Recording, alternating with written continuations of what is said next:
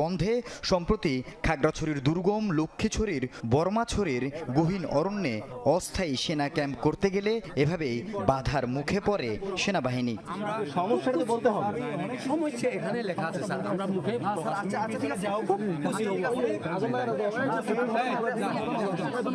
মূলত খাগড়াছড়ি, রাঙামাটি ও চট্টগ্রামের ফটিকছড়ি সীমান্তে এই বর্মাছড়ির অবস্থান। দুর্গম পাহাড়ি এলাকা, যেখানে সশস্ত্র কর্মকাণ্ড ও নাশকতার পরিকল্পনা হয় বলে দাবি সেনাবাহিনীর।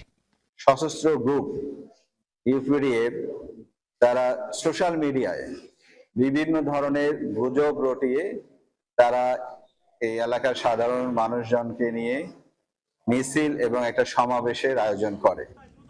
পাহাড়িদের জায়গা দখল করে অস্থায়ী সেনা ক্যাম্প বানানো হচ্ছে, এমন অপপ্রচার চালিয়ে স্থানীয়দের উস্কে দেয় ইউপিডিএফ। সৃষ্ট ভুল বোঝাবুঝি দূর করতে খিরাম ইউনিয়ন